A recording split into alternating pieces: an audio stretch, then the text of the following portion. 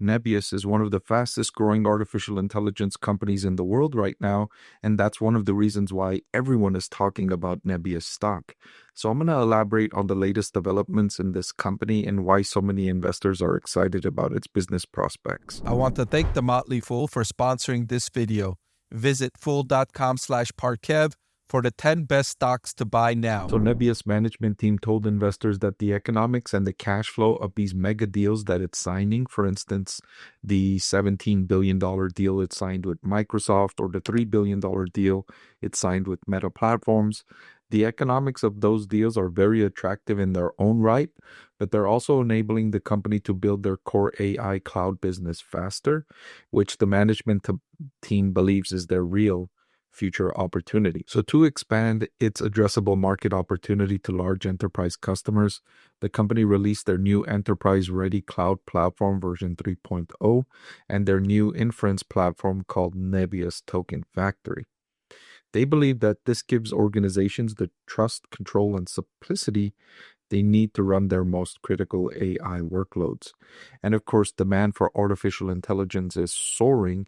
Companies cannot get enough, literally, they cannot get enough of artificial intelligence, and demand exceeds supply.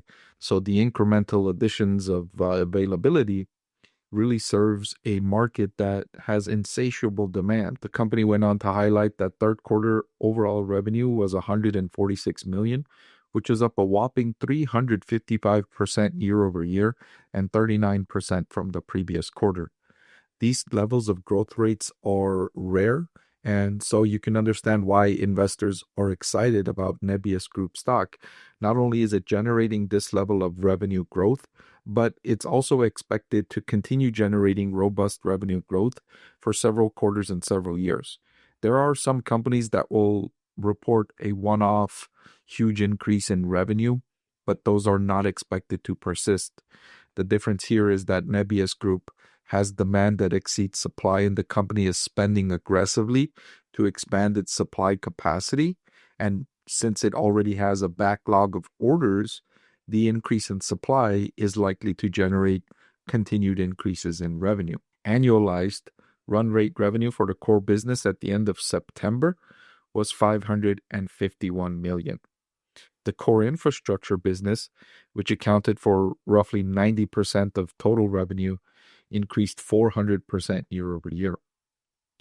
And again, they highlight that they sold out of their capacity, and their revenue growth was only limited by the capacity they were able to bring online. Meaning, if they were able to bring more supply, they would have generated more revenue. And this is true for many of the companies that are participating in this category, including CoreWeave and IREN. And then also, if you look at the large hyperscalers like Amazon, Microsoft, Alphabet, they also said if they had more capacity, they would have been able to generate more revenue from their cloud computing segments. That's how strong demand is for computing power to support the growth of artificial intelligence. So they're also pleased that their adjusted EBITDA margin for the core infrastructure business expanded from the previous quarter to nearly 19%. Remember, EBITDA is earnings before interest, taxes, depreciation, and amortization. And one of the biggest expenses for Nebius Group is going to be depreciation, because they're spending a lot of money on the capital expenditures, and that goes into the income statement as depreciation. The way that works is if Nebius Group spends $1 billion on infrastructure they believe will last 5 years, on the income statement they take an annual $200 million depreciation expense over 5 years to account for that $1 billion capital expenditure on building the facility. So the cash goes out first when these companies spend money on capital expenditure.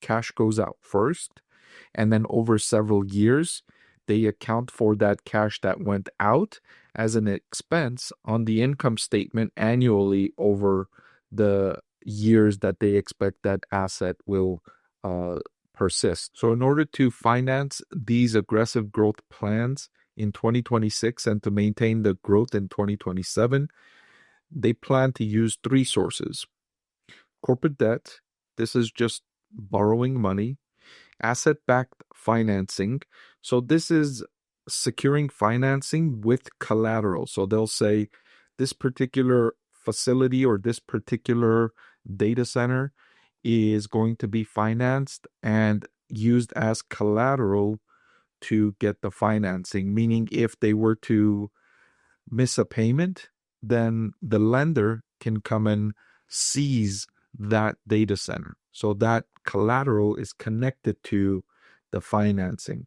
Sometimes you'll have overall corporate debt, which is not backed by any particular asset the company owns. And then sometimes you have this where it's asset backed, where if they miss a payment, then that particular asset will get seized by the lender.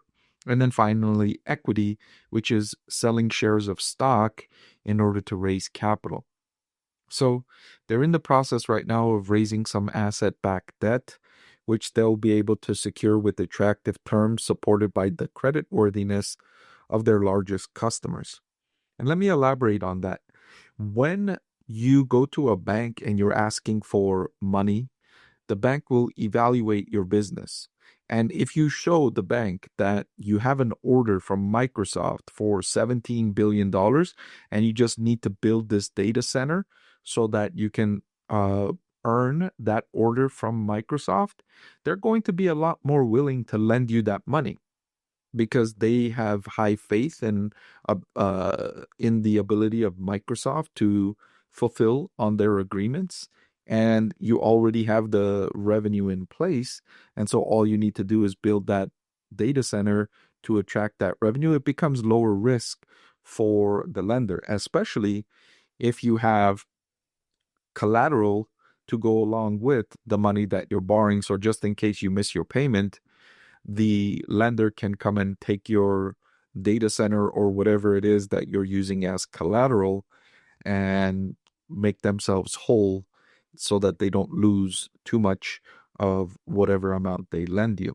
So for that reason, Nebius can raise capital at relatively lower cost compared to if they were in a different position. So these deals, one of the big benefits of having these deals with Microsoft and Meta Platforms is that it makes it easier for Nebius Group to raise capital to build this infrastructure at a relatively lower cost. So I've calculated an intrinsic value per share for Nebius Group at roughly $110 per share. The current market price is $85. So I see this business as being undervalued. I also see this business as still being a really high risk, but I think the high risk is the reward is sufficient to justify taking that risk with Nebius Group. And so I've rated this stock as a buy because there is significant potential for return to account for the fact that you're taking an elevated risk. Hey, if you value my process for researching stocks, I think you'll appreciate access to my spreadsheet containing my discounted cash flow valuations, which calculate a fair value for over 200 companies. It answers the question, what's a good price to pay for a certain stock? You can get access by joining our channel at the investor tier or above. See the link in the description or click the join button below to learn more.